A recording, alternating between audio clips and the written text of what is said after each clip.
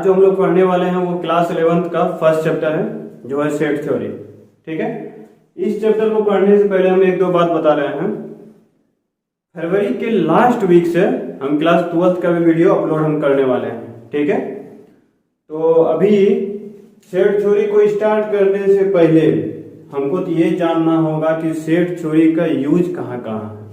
ठीक है, इसका डिफिनेशन क्या है, इसको हम क्यों पढ़ते हैं, ये सारा चीज अभी हम लोग डिटेल में पढ़ेंगे। सबसे पहले सेट थ्योरी को जो हम पढ़ रहे हैं तो सेट थ्योरी का यूज कौन कौन सा चैप्टर में आता है। ठीक है, तो सबसे पहले हम वो जान लेते हैं। ऐसे देखो, देखने से लगता है कि सेट थ्योरी तो बहुत ही इजी चैप्टर है। ठीक है, इसका कुछ खास यूज नहीं है, लेकिन इसका बहुत ही इंपॉर्टेंट चैप्टर में इसका यूज है। जैसे देखो, फर्स्ट चैप्टर हो गया रिलेशन,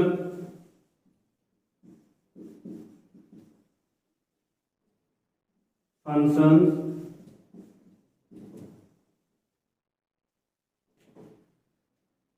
कैलकुलस,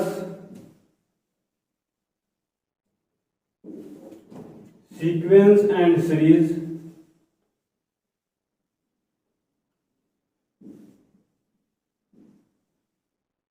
और एक है प्रोबेबिलिटी। ये सारा चैप्टर में सेट थ्योरी का यूज है। ठीक है, कैलकुलस तो बहुत बड़ा टॉपिक है, ये बात पता होना चाहिए। ठीक है, relation, function, sequence and series, probability में तो खासकर सेट थ्योरी का यूज है। ठीक है, तो अब देखो, सेट थ्योरी को अब हम पहले डिफिनेशन से स्टार्ट करते हैं। ठीक है, तो इसका डिफिनेशन अब चलो देखते हैं।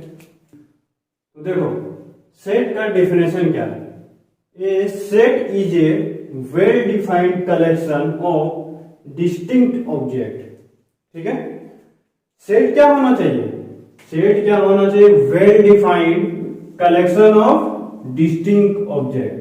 ठीक है, देखो इसका मतलब क्या है कि सेट जो है, सेट हम लोग किसको बोलेंगे, जो वेल डिफाइंड हो और एक वैसा कलेक्शन हो जो एक डिस्टिंक्ट ऑब्जेक्ट का है। इसका मतलब क्या है, जैसे एग्जांपल में देखते हैं।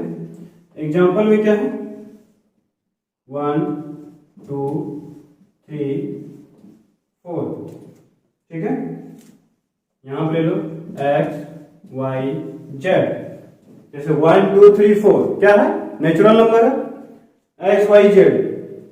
अब यहां देखो क्या है, इसको हम लोग सेट नहीं बोलेंगे। देखो यहां पे देखो वेल डिफाइंड है, देखो डिस्टिंक्ट ऑब्जेक्ट भी है और वेल डिफाइंड है। 1 2 3 4 ये क्या है, natural number. x y z ये भी क्या है, सेट है। लेकिन अगर ये ऐसे रहा 1 1 2 3 तो ये सेट का कलेक्शन नहीं है। ठीक है, ये क्या है, सेट का कलेक्शन नहीं है। ठीक है, कुछ भी रख सकते हैं सेट में मतलब क्या, बस वो वेल डिफाइंड और डिस्टिंक्ट ऑब्जेक्ट का कलेक्शन होना चाहिए। नाम ले सकते हैं, एक्स वाई जेड ले सकते हैं, या फिर किसी का कोई प्लैनेट्स का नेम, ए या यू, कुछ भी ले सकते हैं, लेकिन वो इस टाइप का सेट नहीं रहना चाहिए, जैसे 1 1 2 2 3 3। ठीक है, और आगे हम लोग देखते हैं और ये क्लियर होगा। चलो आगे देखते हैं। अब देखो, नोट में हम एक बात लिखे, the arrangement of the object in the set does not matter. मतलब क्या है कि सेट का अरेंजमेंट जो है, जैसे ये एग्जांपल में देखो, जैसे यहां लिखा 1 2 3, या तो फिर 1 3 2। देखो दोनों का अरेंजमेंट अलग अलग है, लेकिन ये फिर भी सेट है, दोनों सेम सेट है। दोनों क्या है, सेम सेट। ठीक है, तो ध्यान में रखना। एक बार और बताते हैं, सेट में क्या है, अरेंजमेंट जरूरी नहीं है। 1 2 3 या तो 1 3 2 दोनों सेम सेट है। ठीक है, और एक बात ध्यान देने वाला है कि इसके अंदर जो ये कर्ली ब्रैकेट के जो अंदर है, इसको हम लोग क्या बोलेंगे, जैसे 1 2 3 जो लिखा हुआ है, इसको हम लोग क्या बोलते हैं, एलिमेंट्स। ध्यान में रखना है, इसके जो ब्रैकेट के अंदर है उसको हम लोग क्या बोलेंगे, एलिमेंट्स, या तो फिर मेंबर ऑफ द सेट। यहां पर लिखो और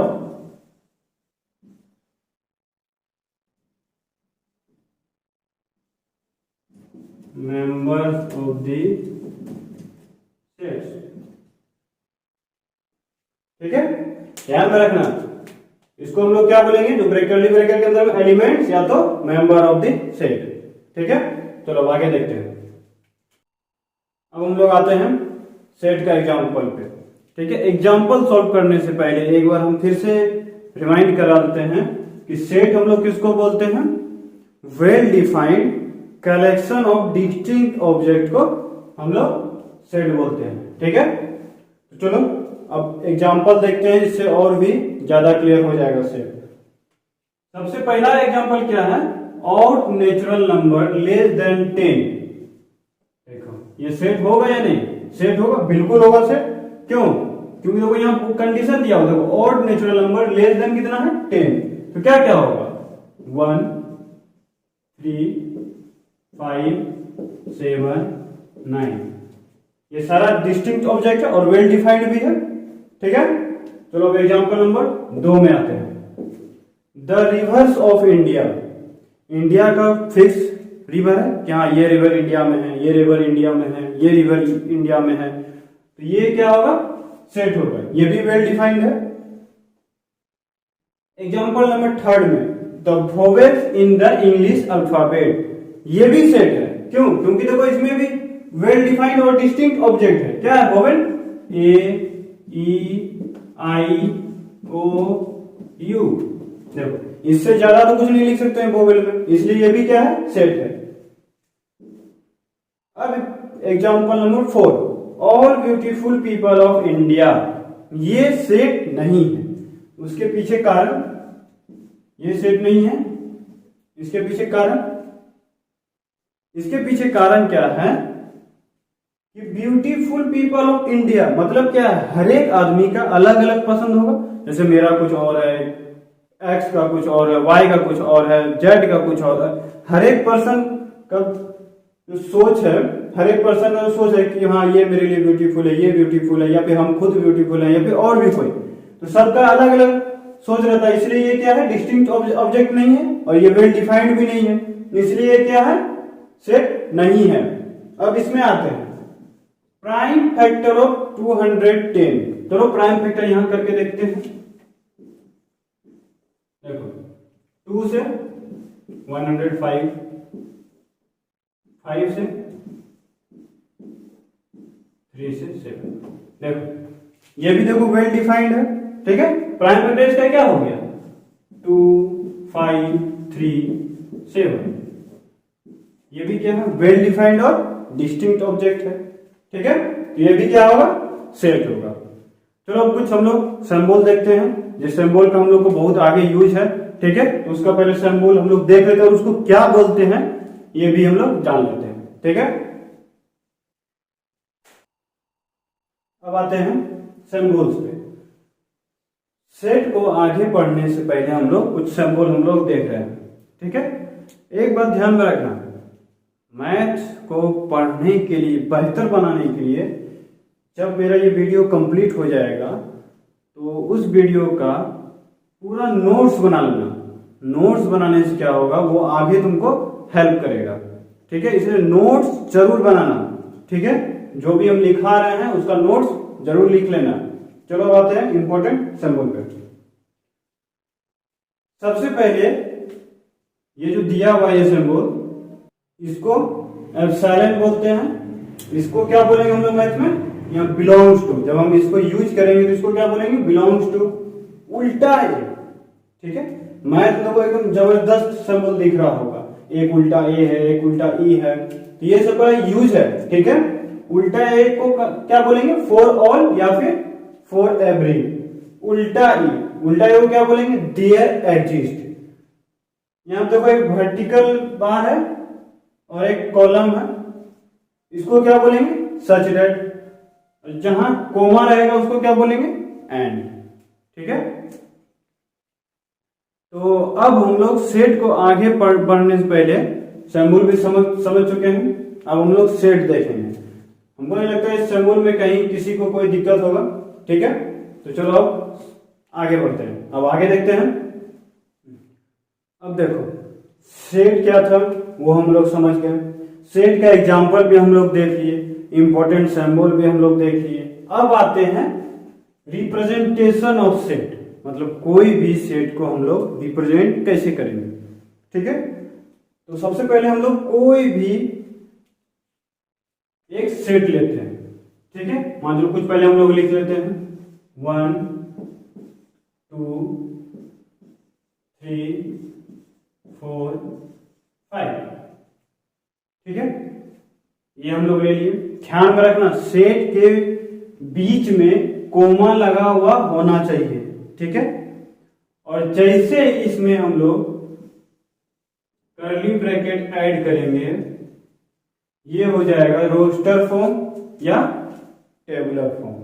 लेकिन सेट को रिप्रेजेंट हम लोग करने से पहले यहाँ पे कैपिटल लेटर्स हम लोग लिखते हैं। A is equal to, capital letter यहाँ पे यूज करना है, ध्यान में रखना। यहाँ पे क्या यूज करना है, कैपिटल लेटर। कैपिटल लेटर मतलब A is equal to curly bracket 1 2 3 4 5। ठीक है, ये हो गया रोस्टर फॉर्म और टेबुलर फॉर्म। अब देखो एक ही चीज को, मतलब एक ही, जैसे मान लो इसको हम लोग लिए हैं ना एक एग्जांपल, एक ही एग्जांपल को हम लोग और दो तरीके से हम लोग बना सकते हैं। मतलब क्या है कि कोई एक सेट को हम लोग टोटल कितने तरीका से बना सकते हैं, 3 तरीका से।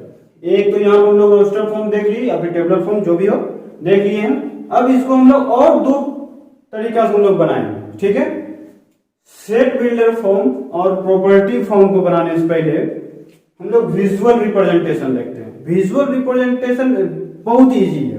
देखो इसमें बस एक सर्किल लेना है, एक सर्किल लेंगे, इसमें लिखेंगे क्या क्या है, तो सेट में क्या क्या है 1 2 3 4 5, इसको लिख देंगे। और यहाँ पे जो भी कैपिटल लेटर्स हम लोग डिनोट करना चाहते हैं ए बी सी डी, वो हम लोग लिख देंगे। ठीक है, अब आते हैं सेट बिल्डर और प्रॉपर्टी फॉर्म। जिसको भी सेट बिल्डर फॉर्म या प्रॉपर्टी फॉर्म लिखने आ गया, मतलब उसका सेट यहां तक तो क्लियर है। ठीक है, उसका सेट में बहुत क्वेश्चन सॉल्व हो जाएगा।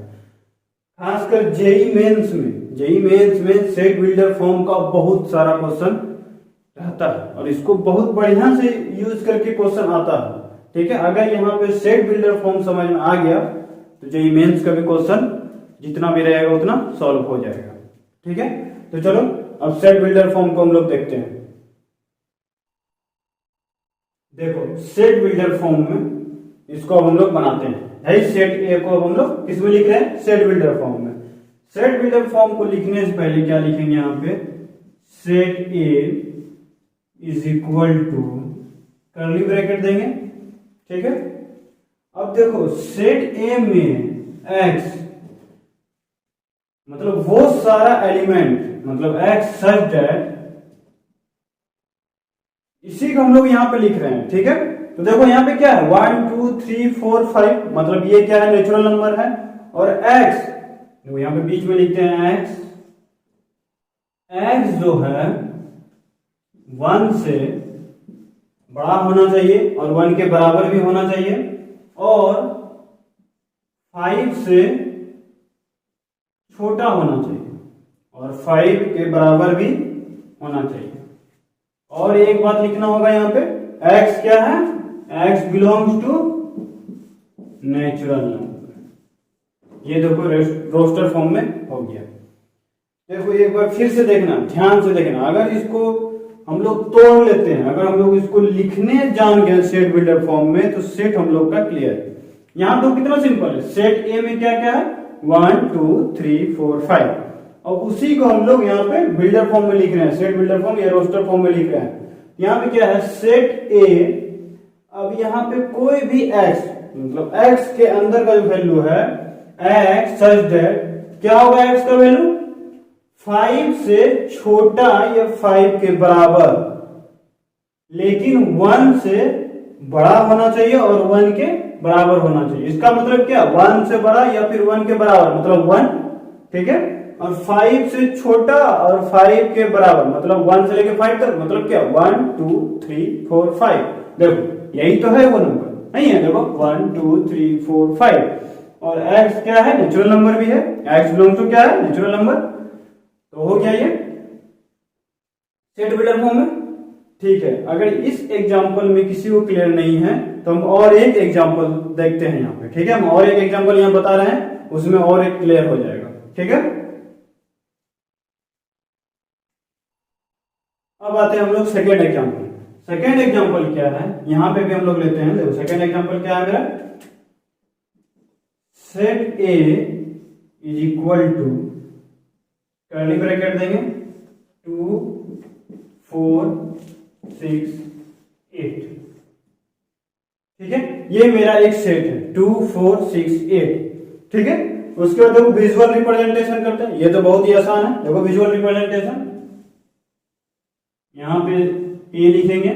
ठीक है, यहां पे देखो ए लिखे हैं, क्या है सेट में, देखो 2 4 6 और 8। ठीक है, ये दोनों में तो कोई दिक्कत नहीं होगा।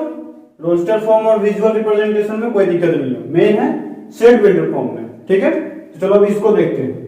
इसको कैसे लिखेंगे, देखो यहां पे set A is equal to curly bracket देंगे। देखो सेट बिल्डर फॉर्म में क्या होगा, देखो ए जो है set A is equal to, देखो 2 and such that n belongs to natural number। ठीक है, एंड n की वैल्यू क्या होगी,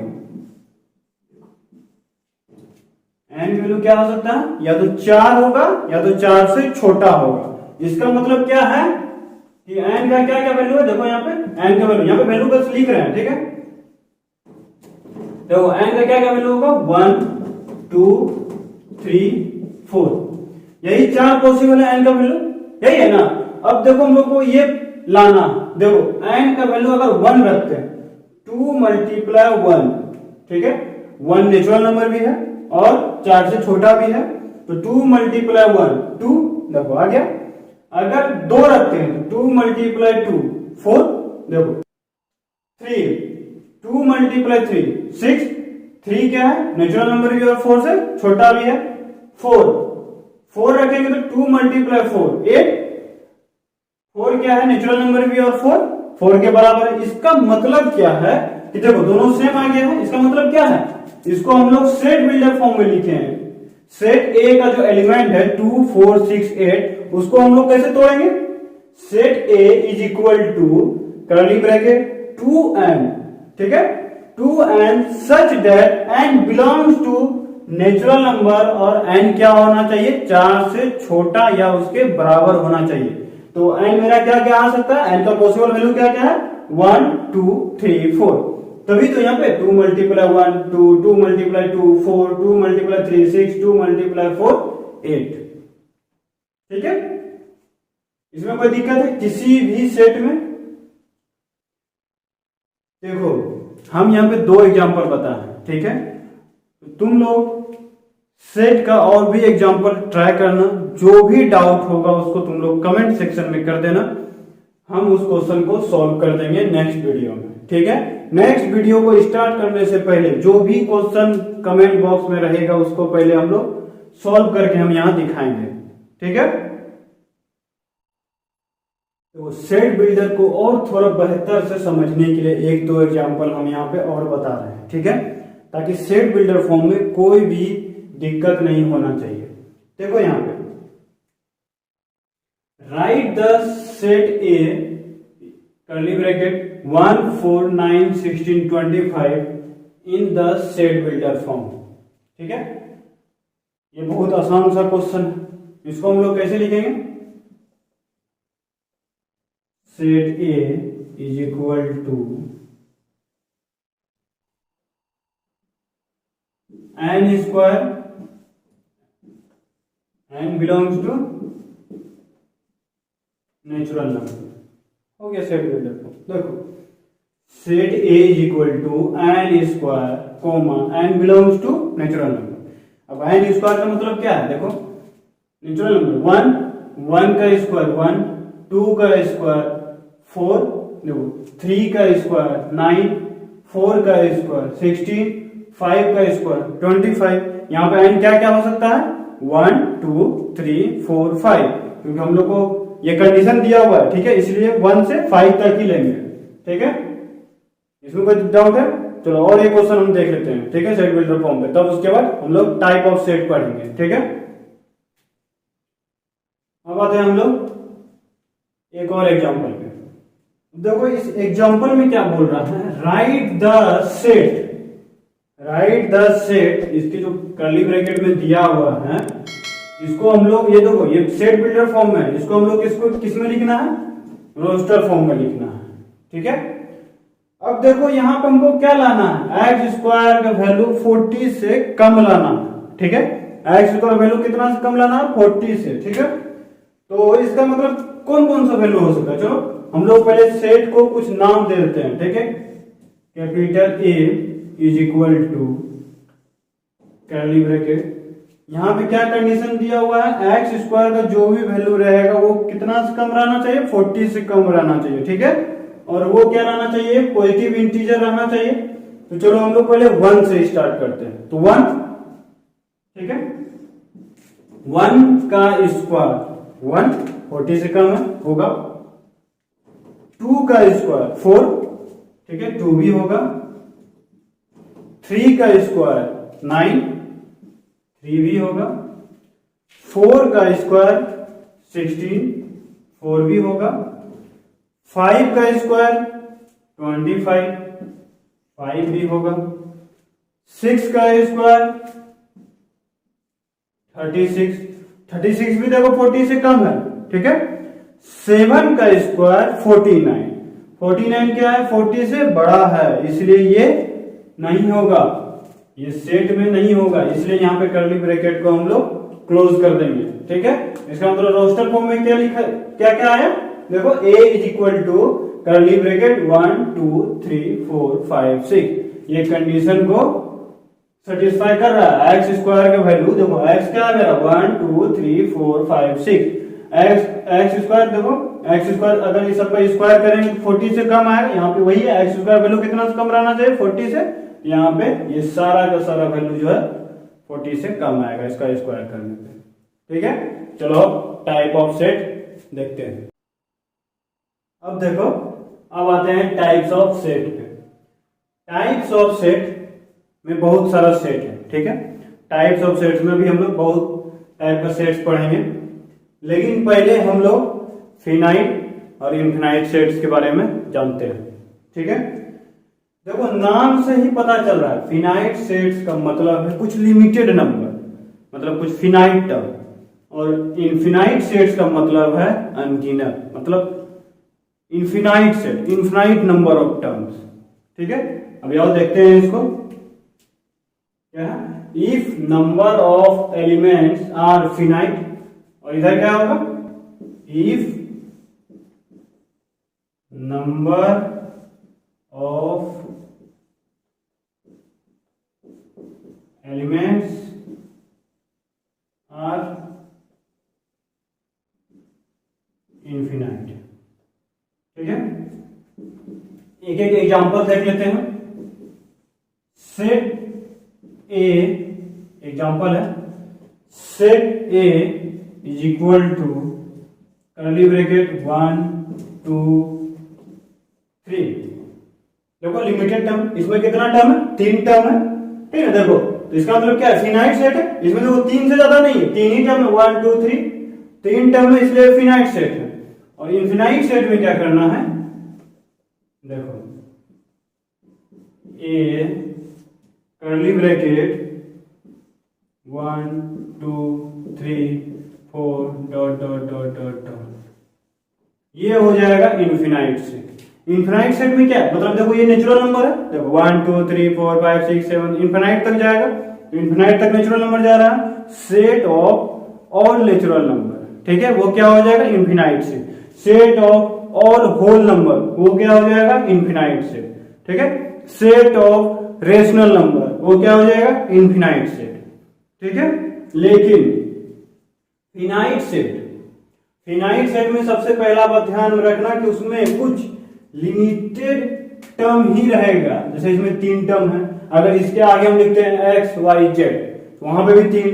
अगर यहाँ पर हम लिखते हैं 5 6 7 4, इसमें भी कितना है, 4 टर्म है, ठीक है। तो होता है फिनाइट सेट। फिनाइट सेट को एक और टर्म डिफाइन करता है, वो कौन सा, दो cardinal number is defined for finite set. Cardinal number जो है सिर्फ फिनाइट सेट के लिए ही होता है, ठीक है, इनफिनाइट सेट के लिए कार्डिनल नंबर नहीं है, ठीक है। कार्डिनल नंबर जो है सिर्फ किसको डिफाइन करता है, फिनाइट सेट को, ठीक है। अब यहाँ पे क्वेश्चन आता है कि कार्डिनल नंबर क्या है, ठीक है। कार्डिनल नंबर हम तो यहाँ लिख दिए, cardinal number is defined for finite set, लेकिन ये कार्डिनल नंबर है क्या, ठीक है। तो चलो हम लोग पहले कार्डिनल नंबर जान लेते हैं, ठीक है।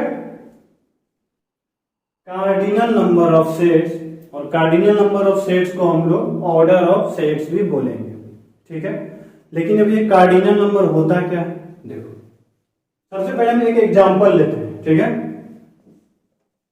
Set A is equal to 1 2 3 4 x y। Cardinal number का डिफिनेशन होता है number of elements in a set are known as cardinal number.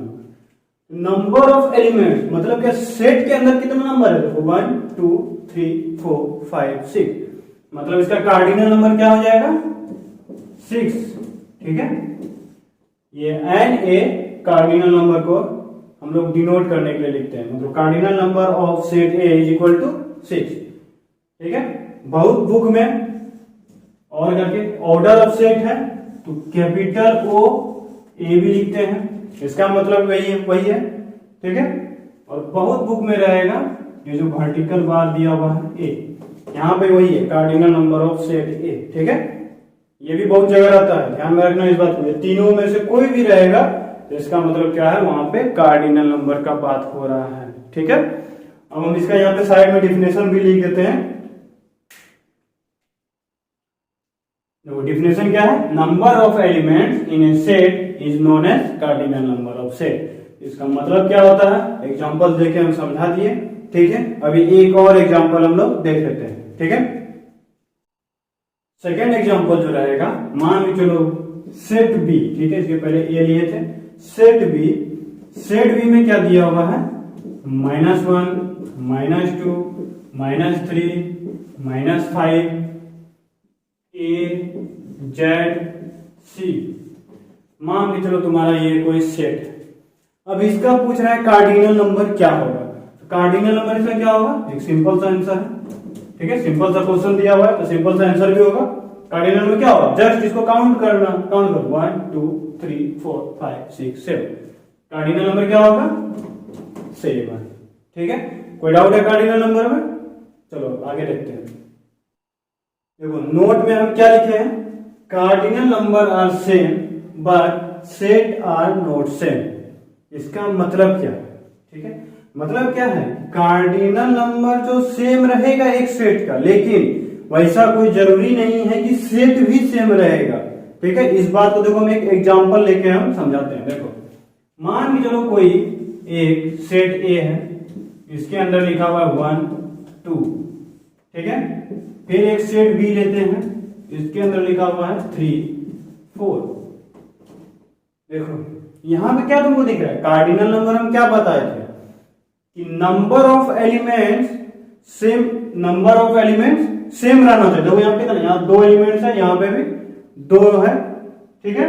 अब देखो यहाँ पे क्या लिखेंगे, तो n A is equal to n B, मतलब number of elements of set A is equal to number of element set B, ठीक है।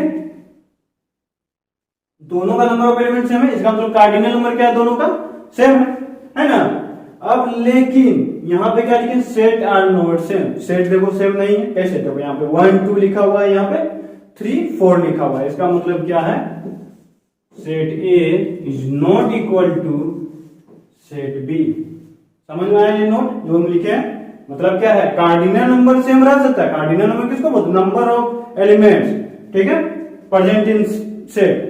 तो 1 और 2, यहाँ पे 2 एलिमेंट है, यहाँ पे भी 2 एलिमेंट है, तो कार्डिनल नंबर सेम है, देखो सेम हो गया। लेकिन क्या है, सेट अलग अलग है, सेट अलग अलग है, यहाँ पे 1 और 2, यहाँ पे 3 और 4, ठीक है। इनफिनाइट सेट समझ में आ गया, फिनाइट सेट समझ में आ गया।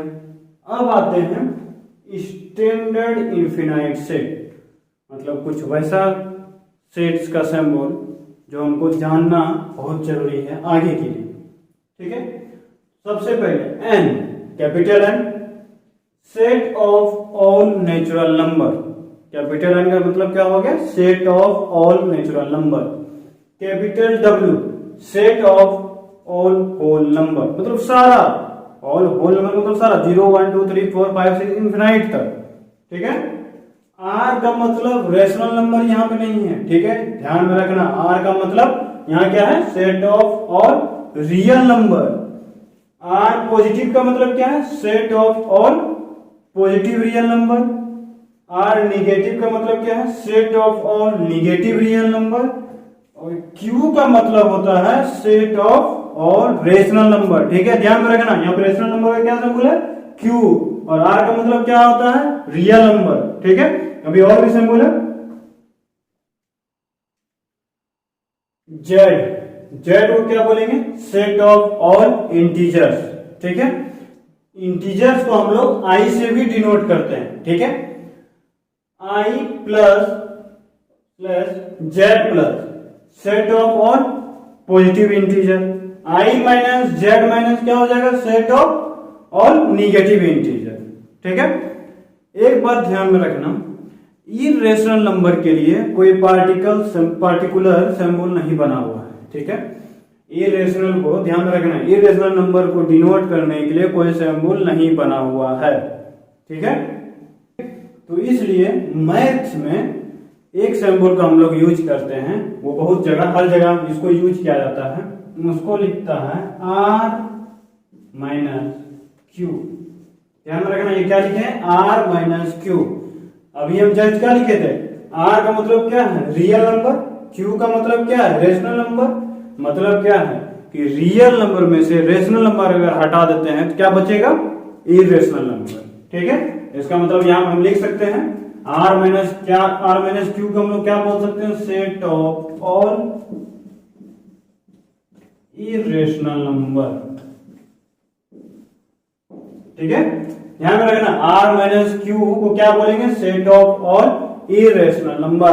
आर का मतलब होता है रियल नंबर, माइनस क्यू का मतलब होता है रेशनल नंबर। रियल नंबर में से सारा रेशनल नंबर अगर हम हटा देते हैं क्या बचेगा मेरा, इरेशनल नंबर, ठीक है। ये जितना भी हम सिंबल अभी लिखाए हैं इनफिनाइट सेट का, वो सारा का सारा याद होना चाहिए, क्योंकि ये बहुत इंपॉर्टेंट है आगे के लिए। इसलिए इसको चाहे जैसे भी हो, इसको तुम लोग को कंठस्थ एकदम याद करना है, ठीक है। चलो अब आगे देखते हैं। अब देखो, अब हम लोग क्या टॉपिक है, नल सेट। नल सेट को हम लोग और दो नाम से जानते हैं, वाइड सेट और इम्पटी सेट। नल सेट का डिफिनेशन होता है एक वैसा सेट जिसमें कोई भी एलिमेंट ना हो, ठीक है। क्या होता है डिफिनेशन, एक वैसा सेट जिसमें कोई भी एलिमेंट नहीं हो, ठीक है, तो उसको हम लोग बोलते हैं नल सेट। मतलब उसमें जो एलिमेंट क्या होना चाहिए, जीरो, ठीक है। चलो इसको डिफिनेशन हम लोग देखते हैं। If number of element in a set are zero,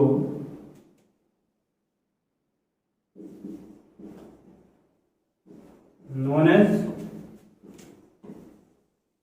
null set। ये हो गया एक बात। इसको हम लोग डिनोट कैसे करेंगे, ठीक है, इसको हम लोग डिनोट कैसे करेंगे, रिप्रेजेंट हम लोग इसको कैसे करेंगे, नल सेट। तो नल सेट को रिप्रेजेंट करने के लिए एक खाली ब्रैकेट दिया जाता है, ठीक है। मतलब ये ब्रैकेट है, इसके अंदर में कुछ भी नहीं है, या तो फिर 5, ठीक है, या तो कैसे डिनोट करेंगे, 5 से, ठीक है। देखो नल सेट का क्या है, या तो खाली ब्रैकेट या तो 5 से डिनोट करेंगे। अब देखो कार्डिनल नंबर अभी हम लोग जस्ट पढ़े थे, तो cardinal number of null set क्या हो जाएगा, 0। यहां पे तो एक भी एलिमेंट नहीं है, इसका मतलब cardinal number of null set क्या हो जाएगा, 0। ये 3 पॉइंट याद रखना, ठीक है। अभी हम लोग एक एग्जांपल देखते हैं। देखो एग्जांपल क्या है, set A is equal to x such that x belongs to real number x square plus 1 is equal to 0, ठीक है। ये क्वेश्चन है। अब देखो इस क्वेश्चन में अगर तुम ध्यान से दो, कोई भी ऐसा नंबर हमको बता दो जो कि रियल नंबर भी होना चाहिए और इस इक्वेशन को सेटिस्फाई भी करना चाहिए। देखो कुछ भी रखो, एक्स स्क्वायर के जगह में कुछ भी रखो, या तो पॉजिटिव रखो या तो निगेटिव रखो, कभी भी लेफ्ट हैंड साइड में 0 नहीं आएगा, कभी नहीं आएगा। कुछ भी तुम लोग रख के ट्राई कर लो, -1 + 1 0, -2 + 2, कुछ भी इसमें रख के ट्राई कर लो, कभी भी इसमें 0 नहीं आएगा। तो इसका मतलब क्या हो जाएगा, 0 लिखेंगे तो 0 खाली ब्रैकेट है, ठीक है, या तो अभी हम जस्ट बताए थे कि नल सेट को हम लोग यही दो सिंबल से हम लोग डिनोट करते हैं। देखो ठीक है, नल सेट को हम लोग कैसे रिप्रेजेंट करते हैं, ऐसे या तो खाली एक ब्रैकेट, ठीक है। इसका कार्डिनल नंबर भी इसका क्या होगा, 0, ठीक है। ध्यान में रखना इस बात को। देखो इस क्वेश्चन को समझ में आ गया होगा। अब देखो सिंगलटन सेट का मतलब देखो नाम से ही पता चल रहा है कि कोई भी सेट में बस सिंगल टर्म, मतलब सिंगल मतलब एक ही एलिमेंट हो, ठीक है। कोई भी सेट में कितना एलिमेंट होना चाहिए, 1, तो उसको हम लोग क्या बोलेंगे, सिंगलटन सेट, ठीक है। तो इसका डिफिनेशन क्या होगा देखते हैं। मतलब बता दिए हैं कि कोई भी सेट जिसमें बस एक ही एलिमेंट हो उसको हम लोग सिंगलटन सेट बोलते हैं, ठीक। एग्जांपल में क्या होगा, सेट ए कर्ली ब्रैकेट देके क्या देंगे 1, बी कुछ भी दे दो यहाँ पे एच, ये क्या है सिंगलटन टर्म का एग्जांपल है, सिंगलटन सेट का एग्जांपल है, ठीक है। ए इज इक्वल टू, देखो इसमें कितना एलिमेंट है 1, इसमें तो कितना एलिमेंट है 1, इसका मतलब है कि इसका कार्डिनल नंबर कितना होगा, कार्डिनल नंबर कितना होगा 1, ठीक है। नल सेट का कार्डिनल नंबर 0 था, सिंगलटन सेट का कार्डिनल नंबर क्या है 1। अब देखो यहां सिंगलटन सेट का एक example, b is equal to x such that x square minus 1 is equal to 0, x is greater than 0। अब इसमें क्या हो सकता है वैल्यू, b का यहां पे क्या हो सकता है 1, पॉजिटिव 1। कैसे, देखो x के जगह में हम लोग या तो -1 या तो +1 हम लोग रख सकते हैं, तभी यहाँ पे 0 होगा, ठीक है।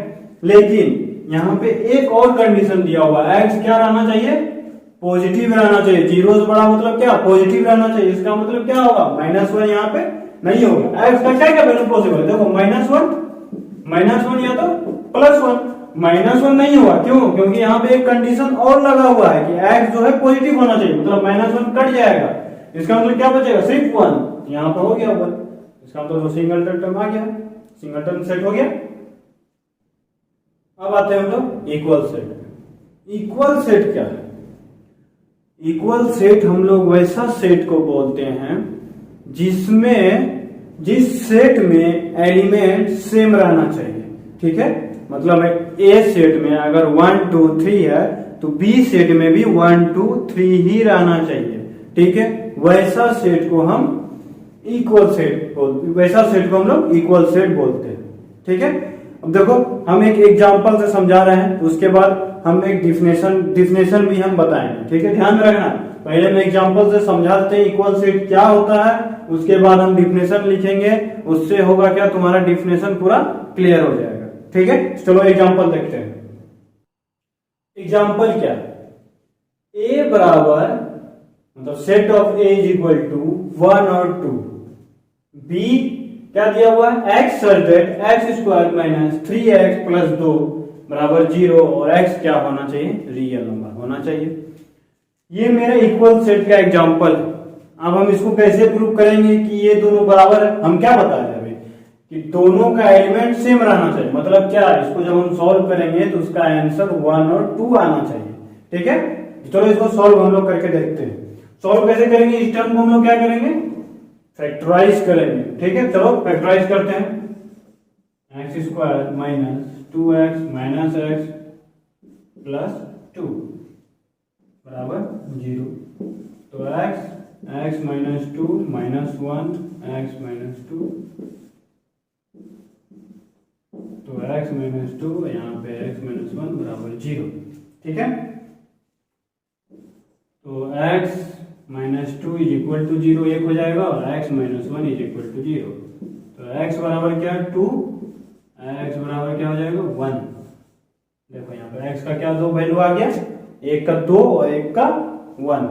इसका मतलब क्या है, इसका मतलब b का भी क्या एलिमेंट है 1 और 2। नहीं देखो b निकाले तो b का भी क्या एलिमेंट है 1 और 2। देखो एकदम सेम है, a का भी 1 और 2 एलिमेंट है और b का भी क्या एलिमेंट है 1 और 2। तो ऐसा सेट को हम लोग इक्वल सेट बोलते हैं। इसका मतलब क्या है कि set of a is equal to set of b। ऐसा सेट को हम लोग क्या बोलते हैं, इक्वल सेट बोलते हैं। ठीक है, अब इसका डिफिनेशन देखते हैं। देखो डिफिनेशन क्या है, if all the elements of two sets are same then they are said to be equal set.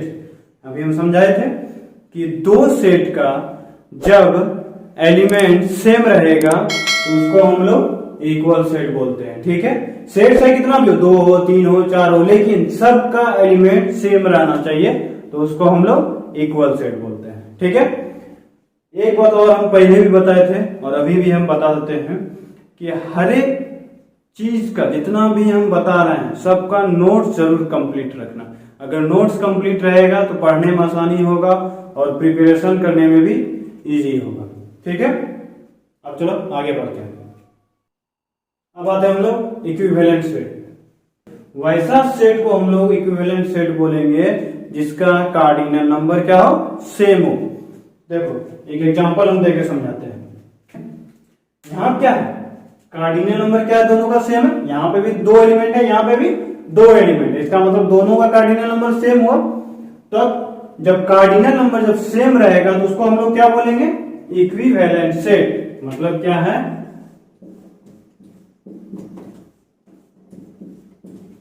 यही है ना, cardinal number of set C is equal to cardinal number of set D। तब हम लोग उसको equivalent set हम लोग बोलेंगे।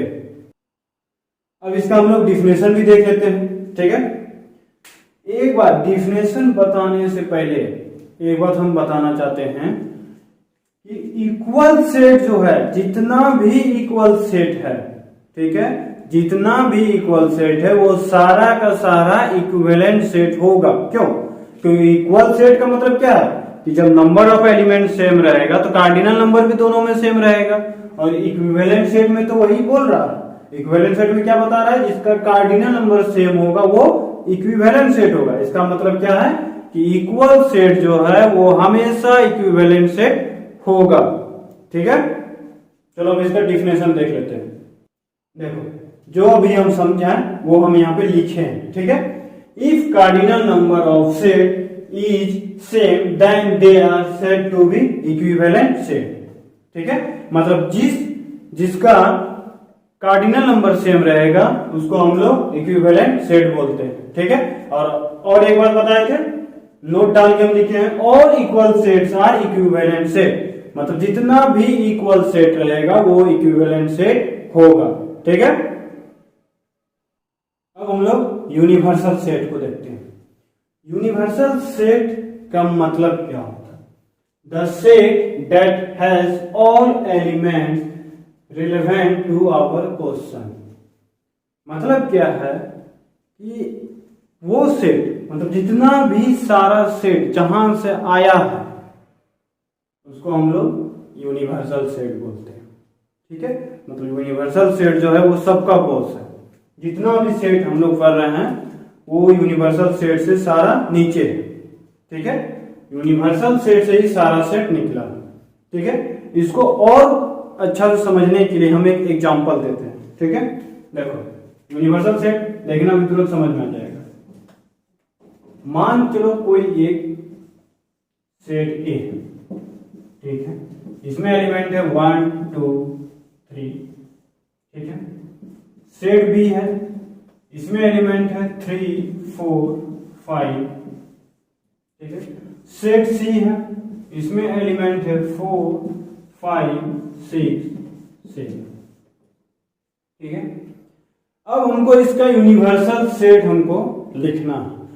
सबसे पहला बात, यूनिवर्सल सेट को हम लोग डिनोट या तो एच से करेंगे या तो यू से करेंगे, ठीक है। यहां पे लिख देते हैं it is denoted as S और यू, ठीक है। चलो अब इसको हम लोग सॉल्व करते हैं। देखो तो एस बराबर, ध्यान में रखना यूनिवर्सल सेट में एलिमेंट रिपीट नहीं होता, ठीक है। पहले क्या 1 2 3 पहले लिखते हैं 1 2 3। अब देखो 3 यहां पे भी है, ठीक है, तो उसको हम लोग नहीं लिखेंगे। अब क्या है एक्स्ट्रा 4 और 5। अब अगर तुम ध्यान दो 4 और 5 सेट सी में भी है, तो 4 5 को नहीं लिखेंगे क्योंकि 4 5 हम पहले लिख चुके हैं सेट बी के कारण। अब यहां पे एक्स्ट्रा क्या है 6 और 7। देखो यूनिवर्सल सेट में क्या हो गया, वो सारा सेट आ गया, सारा सेट का एलिमेंट आ गया, उसको हम लोग यूनिवर्सल सेट बोलते हैं, ठीक है। क्लियर हो गया यूनिवर्सल सेट। अब हम एक टॉपिक पे आते हैं, वो है रियल नंबर लाइन। छोटा सा टॉपिक है, इसका हम लोग को नॉलेज रहना बहुत जरूरी है, ठीक है। ये हम लोग को पता है, जो इतना लंबा चौड़ा हम लिखे हैं ये हम लोग को पता है, ठीक है। देखो अभी कैसे पता है। The real number line is a representation of all the real number on a horizontal line such that each point on the line corresponding to a real number and every real number correspond to a point on the line। इसका मतलब क्या हो, देखो simple समझते हैं। मान के चलो एक हॉरिजॉन्टल लाइन दिया हो, ठीक है, यहाँ हॉरिजॉन्टल लाइन का बात कर रहा, एक हॉरिजॉन्टल लाइन दिया हुआ, हर एक पॉइंट यहाँ पे रियल नंबर होगा, यहाँ पे जीरोस हम लोग बीच में जीरो लिखते हैं, ठीक है।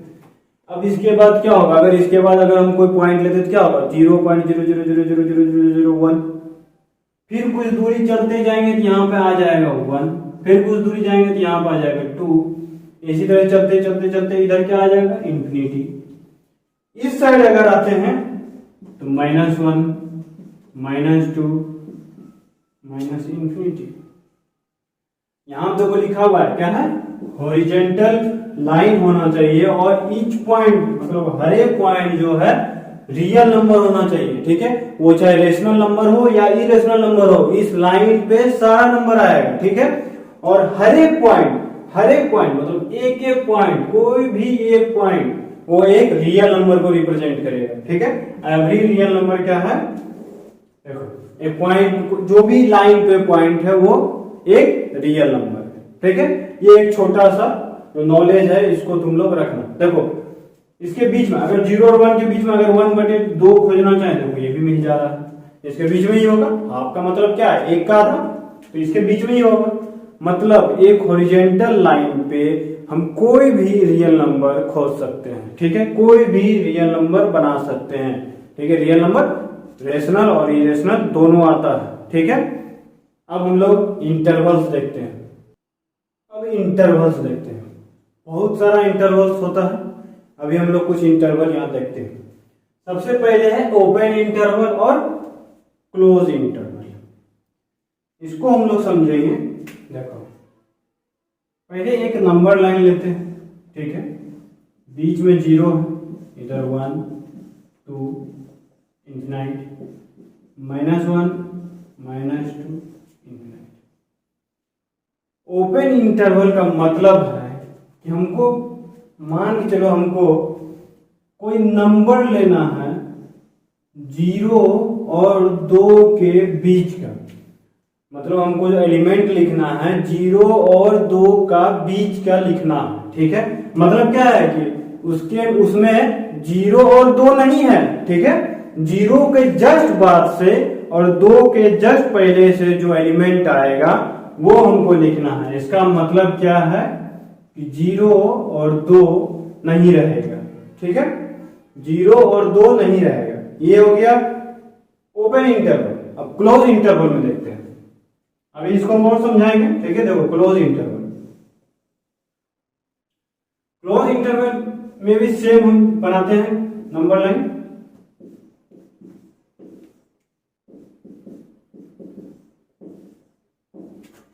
ठीक है, यहां माइनस इंफिनिटी लगेगा। अब तो क्लोज इंटरवल में क्या होता है, 0 भी इंक्लूड है और 2 भी इंक्लूड है। ठीक है, मतलब 0 भी लेना है और 2 भी लेना है और उसके बीच का जितना एलिमेंट है वो सारा को भी लेना है। ठीक है, देखो इसको हम डार्क कर देते हैं। देखो अब एक बार ध्यान से समझो, ओपन इंटरवल का मतलब क्या हो रहा है, 0 और 2 के बीच का सारा एलिमेंट लिया जाएगा। ठीक है, ओपन इंटरवल में क्या होगा, 0 और 2 के बीच का सारा एलिमेंट लिया जाएगा, लेकिन 0 और 2 को नहीं लिखना है। लेकिन क्लोज इंटरवल में क्या है कि 0 और 2 भी रहेगा और उसके साथ साथ जितना बीच का एलिमेंट है वो भी रहेगा। ठीक है, अब एक बात हम समझाते हैं। देखो ये जो लिखा हुआ है, मतलब देखो ये जो सर्किल जो हम बनाए छोटा सा, ये होलो है, मतलब इसमें कुछ भी भरा हुआ नहीं है, और ये डार्क है। तो इस दोनों का मतलब क्या होता है ये हम यहां लिखते हैं। ऐसे जो रहेगा मतलब है नॉट इंक्लूडेड।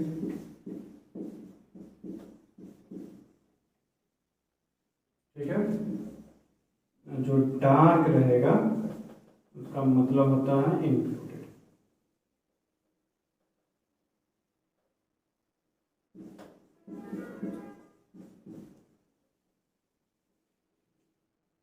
ठीक है, इसका मतलब समझ में आ गया होगा। ऐसा वाला सिंबल को हम लोग नॉट इंक्लूडेड और ऐसा वाला सिंबल को इंक्लूडेड। यहां पे क्या है, 0 और 2 तो इंक्लूड नहीं है, लेकिन यहां पे 0 और 2 इंक्लूड है।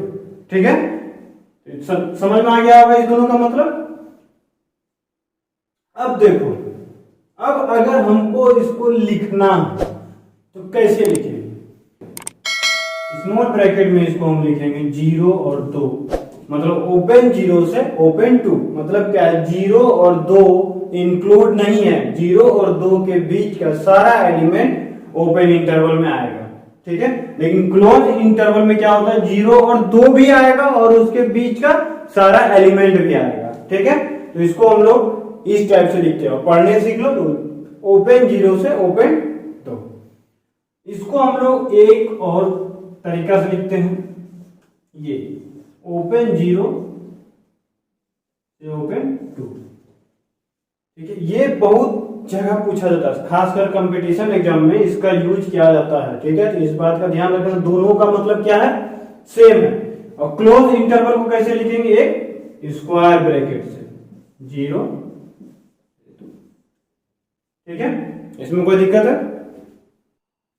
अब देखो सेमी ओपन इंटरवल या सेमी क्लोज इंटरवल। ठीक है, अब इसका मतलब क्या है, देखो इसमें भी बस हम लोग एक नंबर लाइन ड्रॉ करते हैं, इधर इंफिनिटी, यहां 0 1 2 -1 -2 माइनस इंफिनिटी।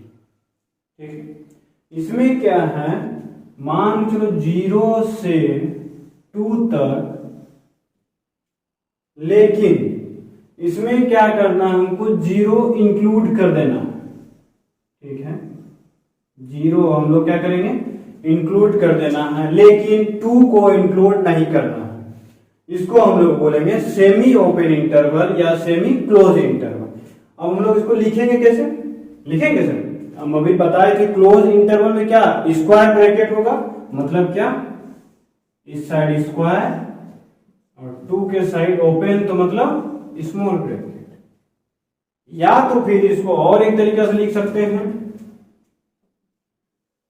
जीरो की तरफ तो स्क्वायर ब्रैकेट है, मतलब जीरो की तरफ क्लोज रहेगा और 2 के तरफ ओपन रहेगा, मतलब इस तरीके से।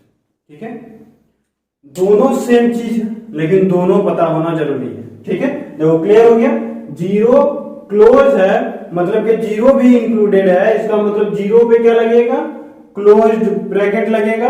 ठीक है, और 2 जो है इंक्लूड नहीं है इसलिए 2 की तरफ क्या रहेगा, ओपन रहेगा। ठीक है, इसलिए हम लोग इसको सेमी ओपन इंटरवल या सेमी क्लोज इंटरवल भी बोलते हैं। ठीक है, तो अब इस वीडियो में यहीं तक।